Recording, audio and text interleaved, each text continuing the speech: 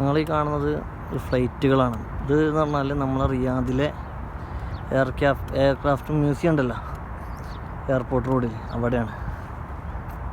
ഇതൊക്കെ എയർഫോഴ്സിൻ്റെ പഴയ വിമാനങ്ങളാണ്. ഇതൊക്കെ നമ്മൾ ബോംബർ വിമാനങ്ങൾ, വലിയ വിമാനം അതിട്ടാ. ഇനി നമ്മളെ യുദ്ധവിമാനങ്ങളാണ് ഇതൊക്കെ യുദ്ധവിമാനങ്ങൾ, പഴയ മോഡൽ യുദ്ധവിമാനങ്ങളാണ്. പക്ഷേ സാധനം നല്ല സൈസാണ്, കണ്ടാൽ മനസ്സിലാവും നിങ്ങൾക്ക്, വലിയ സൈസാണിത്. അതിൻ്റെ ഒരു നെയിം ബോർഡാണിത്, കണ്ടാ നെയിം ബോർഡ്. അപ്പോൾ അതിൽ അതിൻ്റെ ഇതൊക്കെ എഴുതിയിട്ടുണ്ട്. ഇതിൻ്റെ നമ്പർ ഹെർക്കുലസ് C-130 പെർഫോമൻസ് ആണ്, മാക്സിമം സ്പീഡ്, അതിൻ്റെ കോമ്പാറ്റ് റേഡിയസ്, റേഞ്ച് ഒക്കെ എഴുതിയിട്ടുണ്ട് ഇതിൽ. ഇത് സ്പീഡ് എത്ര വെച്ചാൽ 2400 km/h ആണ്, 1490 മൈൽസ് പെർ ഹവർ. എന്ന് വെച്ചാൽ പഴയ ഇതൊക്കെ 2400 km എന്ന് പറഞ്ഞാൽ അത്രയും വലിയൊരു സൈസാണത്. കണ്ടറിയാം, നമുക്ക് അതിനുള്ളിലൊക്കെ ഓഡിറ്റോറിയമായിട്ട് നമുക്ക് യൂസ് ചെയ്യാൻ പറ്റും, അത്രയൊരു വലിയത് ബോംബറാണ് കേട്ടത്. അങ്ങനെ നിങ്ങൾക്ക് തന്നെ കാണാൻ പറ്റും അതിൻ്റെ ഷേപ്പ്. ഒന്ന് രണ്ടാമത്തെ ദിവസം പറഞ്ഞാൽ പിന്നെ നമ്മൾ യുദ്ധവിമാനങ്ങളാണത്. നമ്മൾ എന്താ ഒരുപാട് യുദ്ധവിമാനങ്ങളുണ്ട്. പക്ഷെ അത് ഒരു ലേറ്റസ്റ്റ് അല്ല. അതിൻ്റെ ഫ്രണ്ട് കണ്ടാൽ നമുക്കറിയാം ഇത്ര തന്നെ ഒരു ഷാർപ്പല്ല, ലേറ്റസ്റ്റ് നല്ല ഷാർപ്പാണ് വരുന്നത്. ഒരുപാട് ആളുകൾ വിസിറ്റ് ചെയ്തുകൊണ്ടിരിക്കുന്നുണ്ട്, വിദേശികളാണ് ഇപ്പോൾ അത്. ഇതൊക്കെ പഴയ വിമാനമാണ്. ഇവിടെ വന്നു കഴിഞ്ഞാലൊരു രസം എന്ന് പറഞ്ഞാൽ ഓരോ കാലഘട്ടത്തിലെ വിമാനങ്ങളും നമുക്ക് കാണാൻ പറ്റും. അതായത് ലേറ്റസ്റ്റ് വരെ, വെരി ഓൾഡ് മുതൽ ലേറ്റസ്റ്റ് വരെ. അതൊക്കെ പഴയ ഒരു വിമാനമാണ് കേട്ടോ. അതിൻ്റെ വീലുകളൊക്കെ നോക്കുകയാണെങ്കിൽ കാണാം.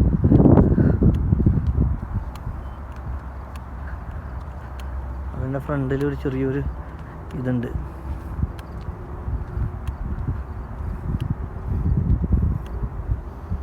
യുദ്ധവിമാനം കണ്ട, ഇതൊക്കെ നല്ല ഹൈ സ്പീഡ് യുദ്ധവിമാനങ്ങളാണ്. കണ്ട നിങ്ങൾ ഇതിൻ്റെ ഫ്രണ്ടിൽ ആ ഷാർപ്പ് ഇത് കണ്ട, എയറിനെ കീറി മുറിക്കാനുള്ളൊരു ഷാർപ്പ്, അത് ഹൈ സ്പീഡാണത്.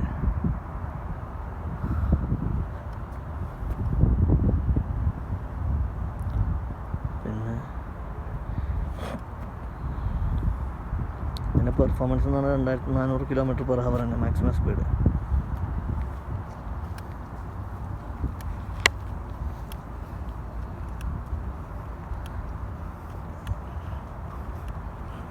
നമ്മളെ ഇതൊക്കെ ഓരോ ഹൈറ്റിൽ കയറ്റി വെച്ചേക്കാം കേട്ടോ. കുട്ടികളൊക്കെ വരികയാണെന്നുണ്ടെങ്കിൽ വളരെ രസകരമായൊരു സംഭവമാണത്.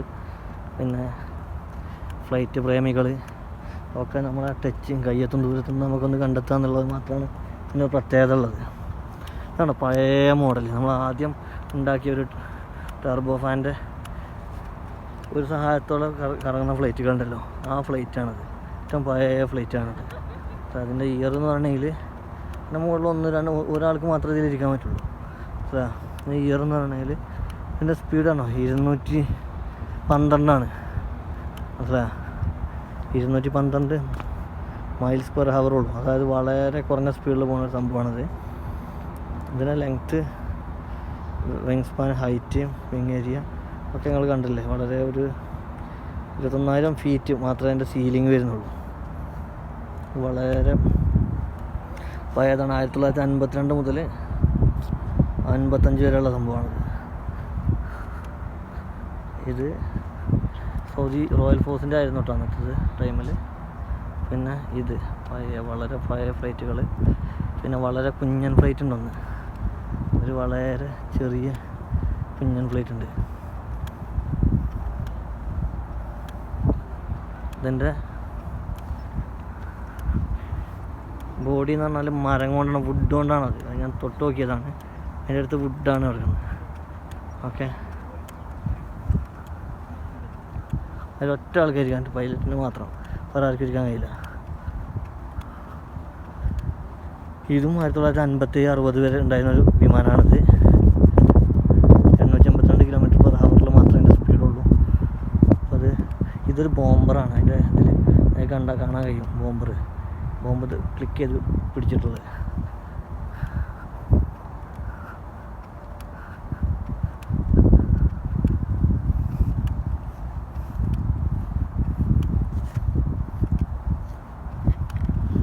അമേരിക്കൻ, ഭൂരിഭാഗം അതിൻ്റെ കൺസ്ട്രക്ഷൻ എന്ന് പറഞ്ഞാൽ അമേരിക്കൻ്റെ ആണ്. പിന്നെ നമ്മളെ വലിയ യുദ്ധവിമാനങ്ങളൊക്കെ വരുന്നുണ്ട്. എയർഫോഴ്സിൻ്റെയാണ് ഭൂരിഭാഗം വരുന്നത്. ഇതിൽ വേണ്ട ഞങ്ങളിത് അമേരിക്കൻ്റെ ആണ്. അമേരിക്കൻ ഇത് സൗദിയുടെ എയർഫോഴ്സാണ്. ഇതൊക്കെ വളരെ നല്ലൊരു പടപ്പ് സാധനമാണെന്ന് തോന്നുന്നു. കാരണം അതിൻ്റെ ഫ്രണ്ടൊക്കെ നോക്കുകയാണെങ്കിൽ നിങ്ങൾ. പിന്നെ ഇതിൻ്റെ ഒരു കോല് പോലെ ഇത് കണ്ടോ, ഇത് ഫ്യൂവല്, എയർന്ന് ഫ്യൂവല് റീഫില്ല് ചെയ്യണ സാധനമാണിത്. ഇത് നിങ്ങൾക്ക് യൂട്യൂബിലൊക്കെ ചെക്ക് ചെയ്താൽ മനസ്സിലാവും. യുദ്ധവിമാനങ്ങൾ അല്ലെങ്കിൽ ഫ്ലൈറ്റുകൾ എങ്ങനെയാണ് അന്തരീക്ഷത്തിൽ നിന്ന് ഫ്യൂവൽ റീഫില്ല് ചെയ്യുക, അതിന് വേണ്ടിയിട്ടാണ് ആ പൈപ്പ് വെച്ചിട്ടുള്ളത്. പിന്നെ മുമ്പിലുള്ള കൂർപ്പ് എന്ന് പറഞ്ഞാൽ എയർ ബ്രേക്ക് ചെയ്ത് പോകാന്നുള്ളത്. ഇതിൻ്റെ സ്പീഡ് പറയണ അത്രയും നോക്കട്ടെ, ഒരു മിനിറ്റ്. 1385 miles per ഹവറാണ്. അതാണ് നല്ല സ്പീഡാണ് ഈ സാധനത്തിനുള്ളത്. മനസ്സിലാക്കി, വലിയ സാധനമാണ്, ചെറുതല്ലത്. ഇത് കണ്ടാൽ നിങ്ങൾക്ക് ഇത് ചെറുതല്ല, ഇത് വലിയതാണ്. ഇത് പിന്നെ കുഞ്ഞനാണ്. ഇതിൻ്റെ ഉള്ളിൽ ഫ്ലൈറ്റിൻ്റെ ഉള്ളിലൊക്കെ കയറാൻ പറ്റുമെന്നുള്ളത് ജസ്റ്റ് ഒന്ന് നോക്കിയിട്ട് ഞാൻ ഇതാക്കി തരാം. നിങ്ങൾക്ക് ജസ്റ്റ് ഇത് കയറാൻ പറ്റുന്നുണ്ടെങ്കിൽ ഇതിനുള്ള ഫ്ലൈറ്റിൻ്റെ ഉള്ളിൽ ജസ്റ്റ് ഇതൊക്കെ പൂട്ടിയിട്ടിട്ടുണ്ട്. ഇതാണ് ഫ്ലൈറ്റിൻ്റെ അകം. 2 പൈലറ്റിന് ഇരിക്കാം, ജസ്റ്റ് ഇരിക്കാൻ പറ്റുന്ന 2 ഗ്യാപ്പുണ്ട്, അത്ര തന്നെ ഉള്ളൂ, വേറൊന്നുമില്ല.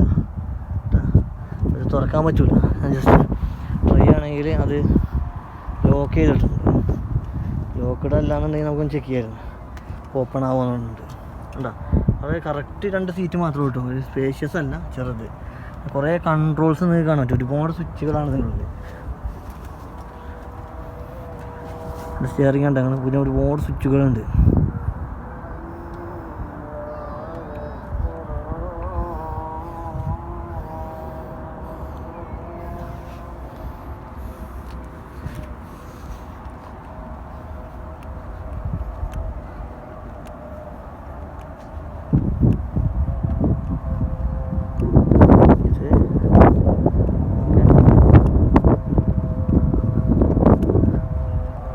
അതൊക്കെ ഇവിടുത്തെ ഒരുപാട് ഫ്ലൈറ്റുകളാണ്. ഇതിലൊന്നും ഓപ്പൺ ചെയ്യാൻ പറ്റില്ല. നമുക്ക് ഓപ്പൺ ചെയ്ത് കാണുന്നുണ്ടെങ്കിൽ മാർഗമൊന്നുമില്ല. ഇത് ഹെലികോപ്റ്ററാണ്. അതിൻ്റെ വിങ്സ് കണ്ടില്ല നിങ്ങൾ, ഹെലികോപ്റ്ററിൻ്റെ വിങ്സ്, അതിൻ്റെ ചിറകുകൾ, അതിൻ്റെ പങ്ക ഒക്കെയാണത്.